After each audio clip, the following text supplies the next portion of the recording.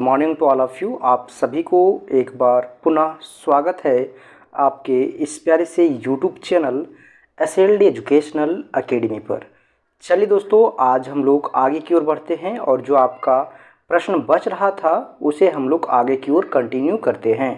जैसा कि previous lecture की अगर बात करें दोस्तों, तो उसमें हम लोग देख रहे थे एंटरप्रेन्योरशिप को, जो कि आपका जो है एसएससी पेपर है, स्किल एनहेंसमेंट कोर्स।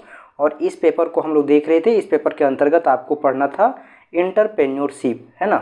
तो इसमें हम लोग जो है वो ग्रुप ए को देखे थे, जिसमें आपका 1 नंबर का प्रश्न था, है ना। ग्रुप ए यहाँ पे आप लोग देख सकते हैं 1 नंबर का प्रश्न था और साथ ही साथ आपको जो है वो 5 नंबर का प्रश्न था। तो ये सभी प्रश्न को हम लोग कंप्लीट कर चुके हैं।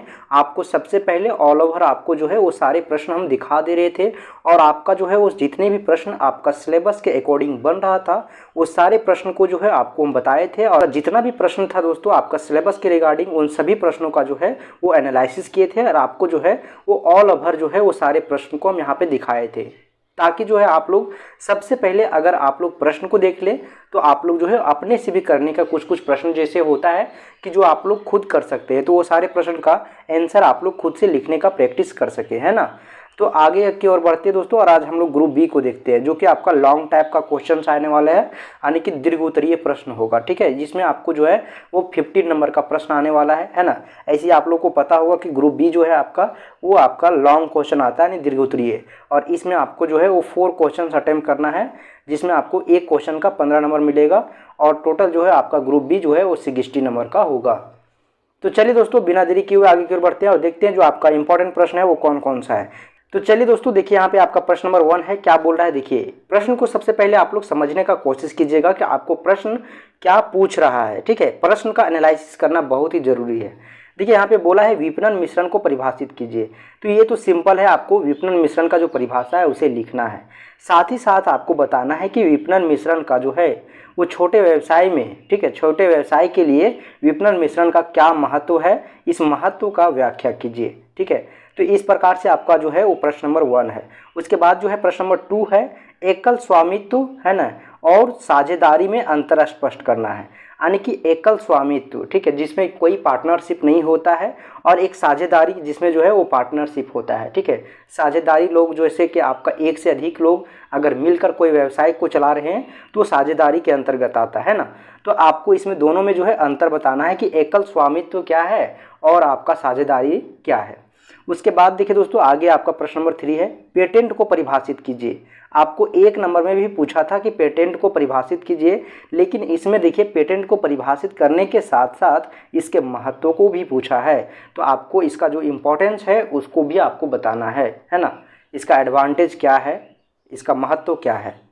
उसके बाद देखिए दोस्तों, आगे आप बढ़ेंगे तो आपका प्रश्न नंबर 4 है ना। ये सभी प्रश्न का उत्तर आप लोग खुद से लिखिएगा, और अगर नहीं बना पाइएगा तो अगर नहीं बन पाएगा आप लोगों से तो कमेंट सेक्शन में जाके आप लोग जो है वो कमेंट कीजिएगा कि जो है इसका उत्तर भी करा दीजिए। तो आपको नेक्स्ट वीडियो में जो है वो आपके कमेंट के आधार पे जो है वो सारे प्रश्न का उत्तर भी हम करवा देंगे, है ना। तो आप लोग चलिए दोस्तों आगे की ओर बढ़ते हैं और देखते हैं जो आपका प्रश्न नंबर 4 है वो क्या बोल रहा है। क्या बोल रहा है, देखिए बोल रहा है बौद्धिक संपदा, यानी कि भारत में बौद्धिक संपदा अधिकारों से संबंधित कानून की जो है व्याख्या करने के लिए बोला है। उसके बाद देखिए प्रश्न नंबर 5 है, सहकारिता को परिभाषित कीजिए, साथ ही साथ गुण और दोष को जो है व्याख्या कीजिए, यानी कि सहकारिता को परिभाषित करना है और इसका एडवांटेज और डिसएडवांटेज क्या है इसके बारे में आपको एक्सप्लेन करना है, यानी कि व्याख्या करना है। उसके बाद प्रश्न नंबर 6 से देखिए दोस्तों, उद्यमिता को परिभाषित कीजिए, ठीक है, उद्यमिता को परिभाषित कीजिए तथा इसके महत्व को लिखिए।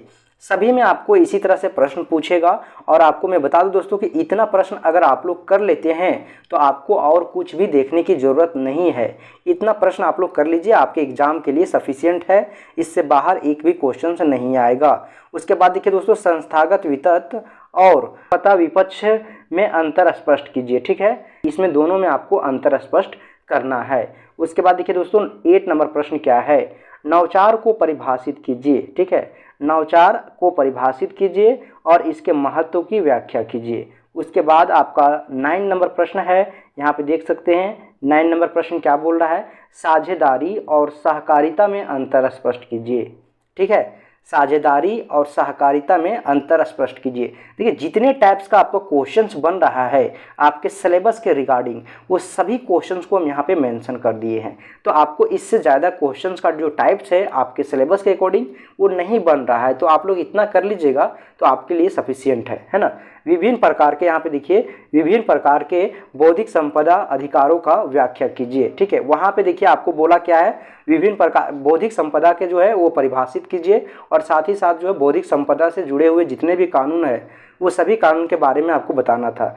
लेकिन यहाँ पे क्या करना है, विभिन्न प्रकार के बौद्धिक संपदा के अधिकारों के बारे में व्याख्या करना है। उसके बाद देखिए दोस्तों 11 नंबर प्रश्न क्या बोल रहा है, एकल स्वामित्व को परिभाषित कीजिए, इसके दोष को और जो इसका गुण है उसके बारे में व्याख्या कीजिए, यानी इसका एडवांटेज और डिसएडवांटेज आपको बताना है। उसके बाद देखिए दोस्तों 12 नंबर प्रश्न क्या बोल रहा है, छोटे व्यवसायियों के लाभ और हानियों का व्याख्या कीजिए। उसके बाद आपका 13 नंबर प्रश्न है, उद्यमिता और उद्यमी में अंतर स्पष्ट कीजिए। उसके बाद समता विद्युत के स्रोत के व्याख्या कीजिए। ठीक है, समता विद्युत के स्रोत को व्याख्या कीजिए।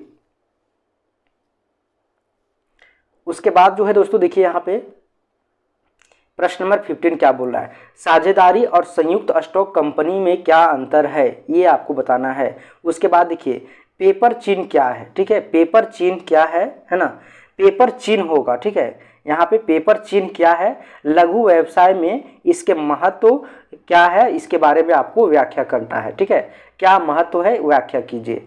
यहाँ पे पेपर चिन्ह होगा। ठीक है, चिन्ह नहीं पेपर चिन्ह, तो आप लोग यहाँ पे थोड़ा सा सुधार कर लीजिएगा। उसके बाद देखिए दोस्तों 17 नंबर प्रश्न आपका क्या बोल रहा है, यहाँ पे देखिए 17 नंबर प्रश्न बोल रहा है, उद्यम पूंजी की व्याख्या कीजिए, इसके महत्व की व्याख्या कीजिए। ठीक है, आपको एक बार जो है वहाँ पे क्या करना है, उद्यम पूंजी के बारे में व्याख्या करना है। उसके बाद इसके महत्व के बारे में फिर व्याख्या करना है, क्या इसका इंपॉर्टेंस है।